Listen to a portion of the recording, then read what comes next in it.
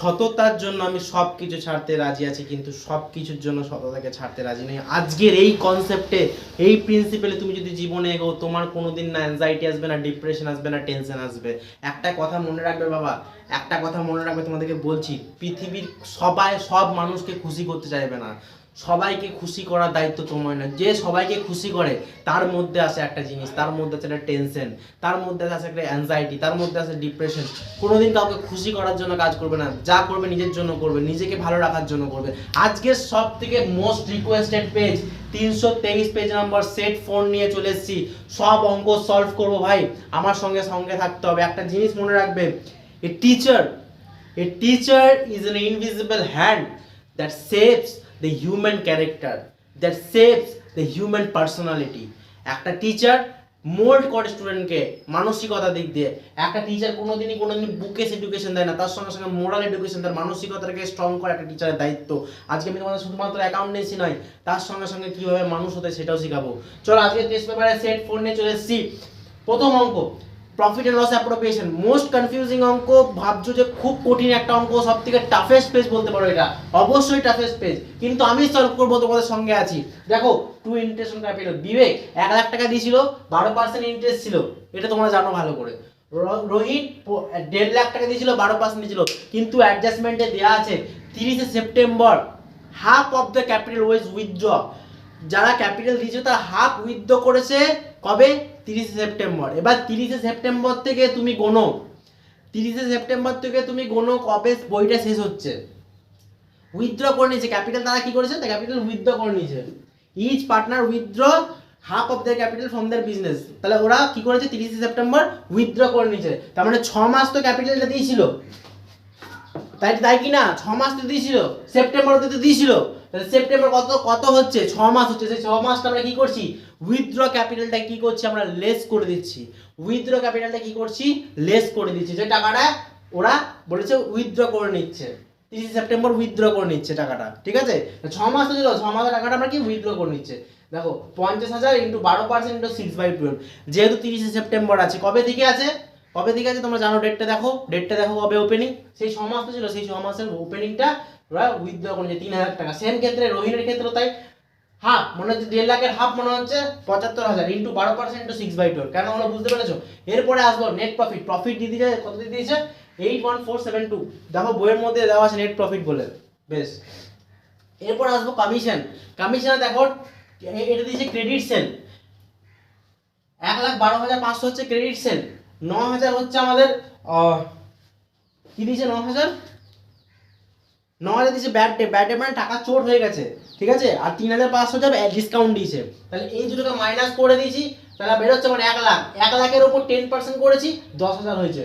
এটা কত বেরিয়েছিল? 1 লাখ। আমার 1 লাখের উপর 10% করেছি, 10,000 হয়েছে।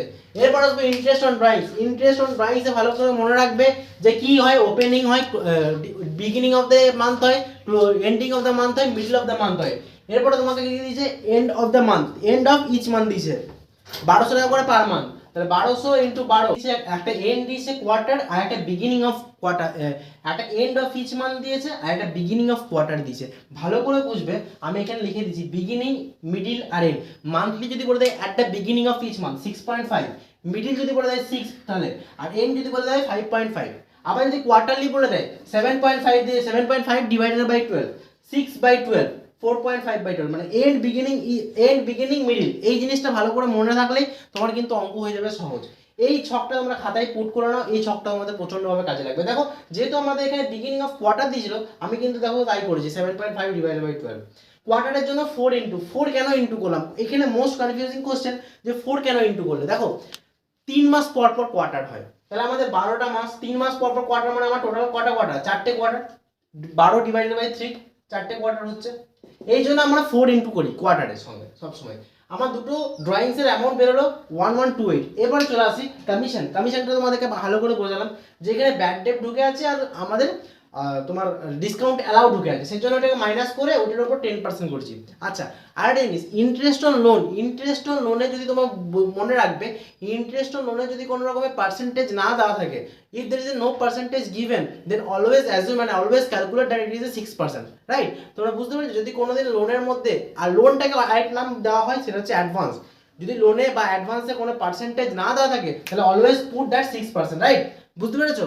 আর সেম ক্ষেত্রে হবে ড্রয়িংস যদি কোনো ডেট না দেওয়া থাকে, ড্রয়িং ইন্টারেস্ট অন ড্রয়িংসে যদি কোনো ডেট না মেনশন থাকে, ধরো কোনো ড্রয়িংসে ডেটই দিল না, তাহলে অলওয়েজ 6/12 দিয়ে ইন্টু করবে, পার্সেন্টেজ নয়, 6/12। ড্রয়িংসের ক্ষেত্রে কোনো ডেট না দেওয়া থাকলে 6/12। আর লোনের ক্ষেত্রে বা অ্যাডভান্সের ক্ষেত্রে যদি কোনো পার্সেন্টেজ মেনশন না থাকে তাহলে অলওয়েজ 6%। দেখো তাই 6% করেছি, কিন্তু এখানে ডেট মেনশন আছে দেখো লোনে কবে নিয়েছে, একদম লাস্ট ডেটে, মানে 31শে মার্চ আমার লাস্ট হচ্ছে, 1 মার্চে লোন নিয়েছে, মানে 1 মাসের ইন্টারেস্ট শুধু যাবে, সেজন্য 100 টাকা নিয়ে এসেছি। এরপর দেখো ক্যালকুলেশন করেছি, আমার 50,000 বেরিয়ে গেছে। এবার বলতে গেলে 2/5 বা 3/5টা কোথা থেকে পেলে, ওখানে তো কোনো রেশিও দেওয়া নেই। দেখো প্রথমে আগের পেজে দেখো লেখা আছে they sharing the profit and loss in a capital ratio. Capital কত ছিল, একটা ছিল 1 লাখ, একটা ছিল 1.5 লাখ, তাহলে ওটাকে 5 দিয়ে কাটো, মানে 0 গুলো কেটে দিলে থাকে 10 আর 15 থাকে। তাহলে আমি যদি 5 দিয়ে কাটি, 5 2 10, 5 3 15, তাহলে 2:3 কিভাবে বেরোলো বুঝতে পারলে? ওদের ক্যাপিটাল রেশিও বলেছে, অনেক ক্ষেত্রে অনেক সময় অঙ্কতে বলে দেবে যে ক্যাপিটাল রেশিও বের করতে, তাই 2:3 দিয়ে ভাগ করবে। আর একটা জিনিস বাবা মনে রাখবে, আমি তোমাকে বলেছি না সৎভাবে থাকতে, যাতে তোমার কাছে থাক কম টাকা থাক, কম অর্থ থাক, কম জিনিসপত্র থাক, কম লাক্সারিয়াস কার থাক, কিন্তু তুমি অন্তত লাস্টে গিয়ে খুশি থাকবে। একটা জিনিস মনে রাখবে, সৎ থাকলে না জীবনে আর কিছু চাই না। হয়তো তুমি জানো না তোমার সামনে মানুষ ঠকাচ্ছে তোমাকে বা বেইমানি করছে, কিন্তু তুমি তাও সৎ আছো, তার মানে তুমি মনের খুব ভালো মানুষ একজন, কাউকে কোনোদিন ক্ষতি করবে না, যে কাউকে রিভেঞ্জ নেবে। জানো তো পৃথিবীর সব থেকে প্রকৃত যে মানে কি বলবো রিভেঞ্জ, সেই রিভেঞ্জটা হচ্ছে কোনো রিভেঞ্জ নাওই না। The best revenge is that don't take any revenge. এটা সব থেকে বেস্ট রিভেঞ্জ, কারণ সামনের যে মানুষটা থাকবে না, সে সবসময় একটা অপেক্ষায় থাকবে যে তুমি তার প্রতি কোনো রিভেঞ্জ নেবে। বাট তুমি নিজের লাইফে নিজে মুভ অন করে নিয়েছো ভাই, নিজের লাইফে নিজের অনেকটা এগিয়ে গেছো, তাই কোনোদিন কাউকে রিভেঞ্জ নেওয়ার মেন্টালিটিটা রাখবে না। রিভেঞ্জ না মেন্টালিটি রেখে একটা কি করবে, তাকে ক্ষমা করে দেওয়ার চেষ্টা করবে বা নিজের ফল্টগুলোকে অ্যাকসেপ্ট করার চেষ্টা করবে। যদি তাও না পারো, প্রত্যেকদিন সকালবেলা উঠে না খাতার মধ্যে লিখবে যে I accept my fault, I accept my fault, I accept my fault 10 বার লিখবে প্রতিদিন সকালবেলা উঠে, দেখবে তোমার নিজের মনটা অনেক হালকা হবে। নিজের অন্যের দোষের জন্য নিজেকে কোনোদিন মানে কষ্ট দিও না। আমি এটাই চাই তোমরা সবাই একটা ভালো মানুষ হও। আগে অ্যাকাউন্টেন্সি শেখো না শেখো, কস্টিং শেখো না শেখো, এইচএসে ভালো নাম্বার পাও না পাও, ইট ডাজন্ট ম্যাটার ভাই, বাট একটা প্রকৃত মানুষ সব কিছু করতে পারে। আজকে যদি তোমাকে আমি মানুষ করতে পারি না বাবা, তুমি পৃথিবীতে এইচএসের মতো পরীক্ষা অনেক আসবে, অনেক আসবে, এইচএস কিছু না, হাই সেকেন্ডারি এক্সাম কিছু না, এটা একটা শুধু ধাপ, নিজেকে চেনার ধাপ, এটা একটা তোমার কনফিডেন্স আসবে। সেই জন্য বলছি এখন পড়াশোনা করো, কারণ তোমার কনফিডেন্স বিল হবে যে I can do anything and everything in this beautiful world, it is in my hand, it is in my grab. The thing is that self-belief and self-faith, if you have, then you can move the mountain and drink the ocean. That is the mentality, right? তো তারপরে চলে আসবো next অঙ্ক, that is অঙ্ক share অঙ্কটা ভালো করে বোঝো। বলে যে 500 শেয়ার ফেল করেছে, সেটা হচ্ছে কলে, আর বলেছে 2 টাকা ডিসকাউন্ট আছে, 10 টাকা টোটাল ভ্যালু। এরপর ভালো করে বোঝো, যখন অ্যালটমেন্ট ফেল করবে আর অ্যালটমেন্টে ডিসকাউন্ট থাকবে, তখনই আমার ডিসকাউন্টটা 2 দিকে আসবে। কিন্তু এইখানে তুমি সাধারণত করে ভাবো, এখানে ডিসকাউন্টটা আছে কিন্তু অ্যালটমেন্ট কি ফেল করেছে? যখন ফেল করেনি, তার মানে এইখানে ডিসকাউন্ট, প্রথম ঘরের ডিসকাউন্ট আনার গল্প কোথাও কিছু নেই। পাতি সিম্পল অঙ্ক হবে, একদম সিম্পল অঙ্ক। 500 শেয়ার ফেল করে 10 টাকা করে দাম, বেশ 3 টাকা দিতে পারেনি, তাহলে কত টাকা দিতে পেরেছে? 7 টাকা দিতে পেরেছে। পাতি হিসাব দেখো, দেখে বুঝতে পারছো কি পারছো না বলো। এরপরে ব্যাংকের ঘর, মানে এটা হচ্ছে ফরফিচারের এন্ট্রি কমপ্লিট, এই দুটো হচ্ছে রিইস্যুর এন্ট্রি। রিইস্যুর এন্ট্রি দেখো, bank account debit, share forfeiture account debit to share capital account, এটা হবে শেয়ার ক্যাপিটাল অ্যাকাউন্ট, একদম শেয়ার ক্যাপিটাল অ্যাকাউন্ট। তার মানে একটা জিনিস ভালো করে বোঝো, ওই জিনিসটা কি বলেছে, 3 টাকা ডিসকাউন্টে বিক্রি করছে। এবার তুমি সাধারণত ভাবো 10 টাকার জিনিসটা যদি 3 টাকা ডিসকাউন্টে বিক্রি করে, তার মানে আমি বলতে পারি 7 টাকায় বিক্রি করছে জিনিসটাকে। ভেরি গুড, তোমরা বুদ্ধিমান ছেলে, তোমাদের মাথায় ঢুকবে। 500 × 7 3500, কততে বিক্রি করছে? 7 টাকায়। এবার বলো 10 টাকা জিনিসটা 7 টাকায় বিক্রি করলে, ওরা বলে যে 3 টাকা ডিসকাউন্ট, তার মানে লস টাকা তো আমাকে দেখাতে হবে। তার মানে শেয়ার ফরফিচারের ওই ঘরে লসটা দেখাবো। 500 × 3 1500, টোটাল ভ্যালু কত ছিল? 500 × 10 5000। দেখো এবার যে ফর্মুলাটা ভালো করে মনে থাকবে, যে শেয়ার ফরফিচারের ক্রেডিট মাইনাস শেয়ার ফরফিচারের ডেবিট, জোরে জোরে জোরে 3 বার, শেয়ার ফরফিচারের ক্রেডিট মাইনাস শেয়ার ফরফিচারের ডেবিট, চলো জোরে, শেয়ার ফরফিচারের ক্রেডিট মাইনাস শেয়ার ফরফিচারের ডেবিট, জোরে, শেয়ার ফরফিচারের ক্রেডিট মাইনাস শেয়ার ফরফিচারের ডেবিট, শেয়ার ফরফিচারের ক্রেডিট মাইনাস শেয়ার ফরফিচারের ডেবিট, তাড়াতাড়ি তাড়াতাড়ি, জোরে জোরে, শেয়ার ফর ফিউচারে ক্রেডিট মাইনাস শেয়ার ফর ফিউচারে ডেবিট। চলো 3500 মাইনাস 1500, 2000 টাকা। মাখন মাখন, এত সোজা অঙ্ক দিয়েছে, তোমরা কি ভয় খাচ্ছ টেস্ট পেপারে পেজটা নিয়ে? প্রথম অঙ্কটা দেখে ভয় খাচ্ছ, কিসের ভয়?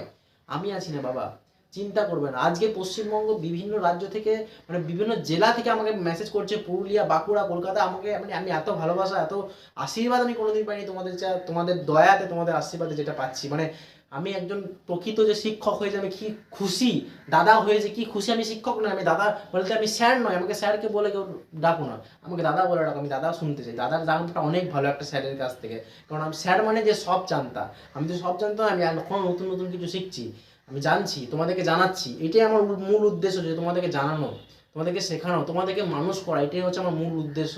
অ্যাকাউন্টেন্সি তো অবশ্যই, অ্যাকাউন্টেন্সি তো তোমাদেরকে শেখাবোই, কিন্তু মূল উদ্দেশ্য তোমাদেরকে মানুষ করা ভাই, মূল উদ্দেশ্য তোমাদের মানুষ করা। তারপর অঙ্ক, এই 5 নম্বরের অঙ্কটা মাখন অঙ্ক আছে, তোমাদের পরীক্ষায় শেয়ার ভেবে দিতে পারে, ডিবেঞ্চার ভেবে দিতে পারে, প্রেফারেন্সিয়াল ভাবে দিতে পারে, যে কোনো ভাবে দিতে পারে। কিন্তু এই অঙ্কটা বোঝানোর দায়িত্ব একদম, মানে গোড়া থেকে বোঝানোর দায়িত্ব আমার। যদি না বুঝতে পারো কমেন্টে জানাও। এই অঙ্কটা ভেরি ইম্পর্টেন্ট, স্টার মার্কস দিতে হবে অঙ্কটার মধ্যে। এই অঙ্কটা যে বুঝে যাবে না, অ্যাকাউন্টেন্সি একদম রাজা হয়ে যাবে, রাজা।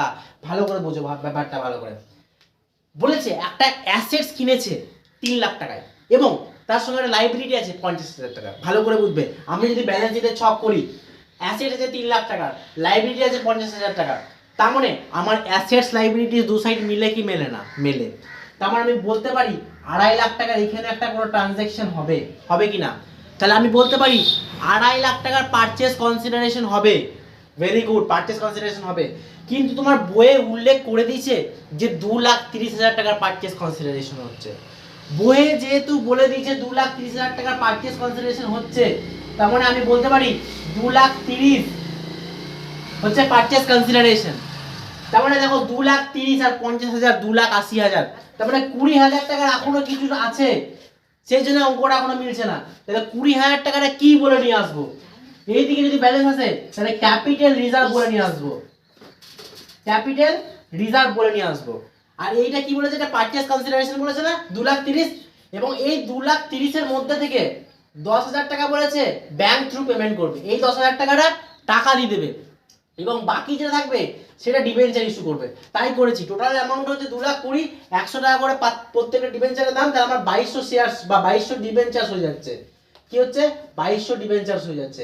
এবার ক্যালকুলেশনটা দেখো, 3 lakh tangible assets, 50,000 liabilities, 20,000 capital reserve. কি করে পেলাম? এই দেখো, ক্যাপিটাল রিজার্ভ 20,000 কি করে পেলাম? আমাকে লাইবিলিটিস অ্যাসেটস দু সাইড মিলাতে হবে তো। এবার বাই চান্স ধরো তোমার ব্যালেন্স বেরোচ্ছে অ্যাসেট সাইডে, এইবার বেরোলো তোমার ব্যালেন্স লাইবিলিটি সাইডে, তাই তুমি লিখলে ক্যাপিটাল রিজার্ভ। যদি ব্যালেন্স বেরোতো অ্যাসেট সাইডে, ধরে রাখো 50,000 টাকা এইখানে আছে আর 3 লাখ টাকা এইখানে আছে, তার মানে অ্যাসেট সাইডে একটা ব্যালেন্স বেরোতো, সেই ব্যালেন্সটা কি বলে লিখতাম সেটাও বলে দিই। যদি অ্যাসেট সাইডে কোনো ব্যালেন্স বেরোয়, সেটা বেরোবে গুডউইল নাম করে। কি বেরোবে? গুডউইল নাম করে। তাহলে দেখো অ্যাসেট কিনে 3 লাখ টাকা, লাইবিলিটিতে 50,000 টাকা, তার মানে 2,50,000 টাকা ওর আরো পেমেন্ট করা দরকার। কিন্তু পারচেস কনসিডারেশন অলরেডি মেনশন আছে তোমার বইয়ে 2,30,000, তার মানে 20,000 টাকা এখনো ক্রেডিট সাইডে শর্ট পড়ছে। সেই শর্টটা কি বলে লিখবো? Capital reserve. আর যদি ডেবিট সাইডে শর্ট পড়তো, তাহলে কি বলে লিখতাম? গুডউইল বলে লিখতাম। বেশ, তারপরে অঙ্কটা সোজা। কি বলেছে? 10,000 টাকা পেমেন্ট করেছে থ্রু ব্যাংক দিয়ে। কাকে পেমেন্ট করেছে? কিটক্যাট এলটিডিকে। KitKat LTD account debit to bank through payment করেছে 10,000 টাকা। বাকি রইলো কত? 2,20,000। ওটাকে ডিবেঞ্চার ইস্যু করেছে। 2,20,000 divided by 100, KitKat LTD account debit to debenture account. যদি এটা বলতো শেয়ারে, তাহলে KitKat LTD account debit to equity share capital account. যদি এটা বলতো প্রেফারেন্স শেয়ারে, তাহলে হতো KitKat LTD account debit to preferential capital. ব্যাস, এটাই ডিফারেন্স। ডিবেঞ্চার শেয়ারস ক্যাপিটালে যদি এই অঙ্কটা সেম ভাবে দেয়, নামটা পাল্টে কি হবে? টু ডিবেঞ্চার জায়গায় শেয়ার ক্যাপিটাল, টু নামটা জায়গায় কি হবে? Two preferential capital. আর কিছু ডিফারেন্স নেই। অঙ্কটা একদম মাখন অঙ্ক আছে, একদম স্টার মার্কস দিদা। তোমাদের পরীক্ষার আসার কিন্তু খুব সম্ভাবনা আছে, আর বোঝার কিন্তু খুব প্রয়োজন আছে।